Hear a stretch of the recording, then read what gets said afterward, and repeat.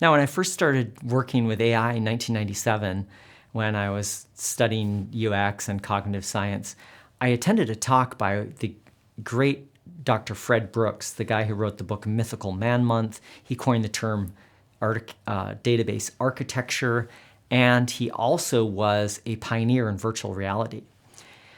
Dr. Fred Brooks used to say that AI, because AI at the time was not as valuable, at least it didn't seem like it, it was kind of just back-end systems, wasn't that accurate or useful, to be honest.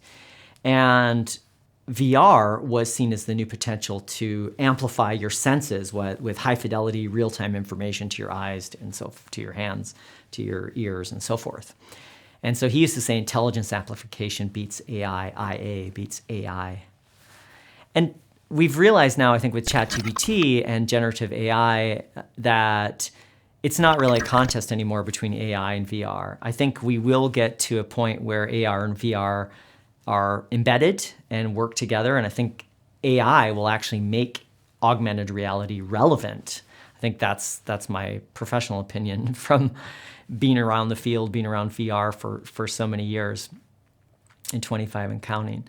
So what is it that we can learn about generative AI? One of the things is that it's a narrative co-creator. So it lets you build on the work that it gives you. And it uses a lot of improvisation type of techniques. Like you can't actually, the paradox is you can't do improv with ChatGPT. It's terrible at that. It tries to summarize and give you scripts and things, and it's like it can't handle a real-time exchange at the moment.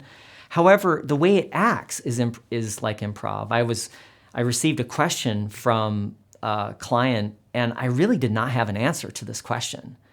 And I put the question into ChatGPT, and ChatGPT gave me an answer which was pacing the client's question. It was doing what we do in improv, which is yes and it generated a response, and I sent that response back, cleaned it up a little bit, sent it to the client, and the client was like, yes, that's amazing. And I was like, oh, wow. And now I was having this augmented, conversation because the AI was augmenting the conversation. Then I had to respond to another question that was asked and kind of try and bring these two things together, which I think I was able to do.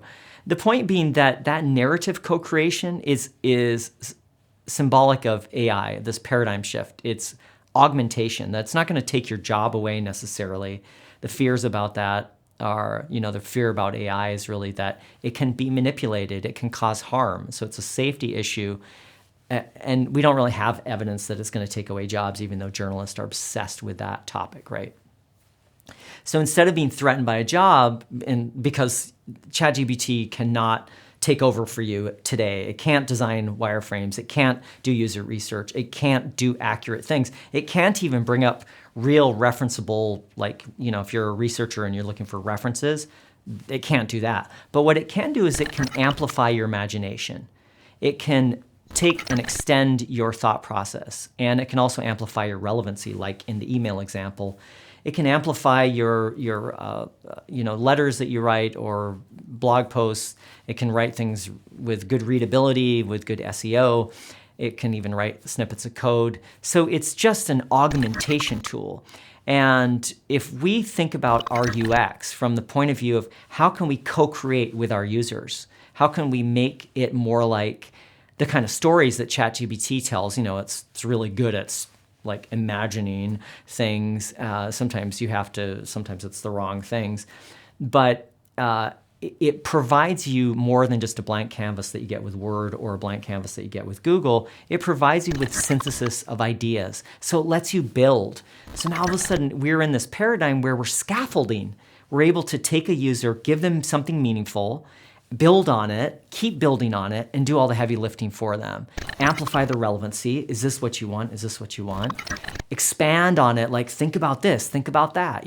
We don't really do that as much. We show related products, or we show customers also liked, or we show documents your colleagues are looking at, with social intranet software. But that's not the same as an imagination amplifying or an augmentation, which is like, hey, ChatGPT, what about this? And ChatGPT sends something and you go, ignore that, but there's one thing in there that you can expand upon, and then you're back and forth. And so this dance of continuous productivity and continuous relevancy is one of those hallmarks that hopefully you can bring that pattern to your work and think about your work more as this narrative co-creation as opposed to the blank canvas that we have today. Thank you so much for tuning in. See you soon.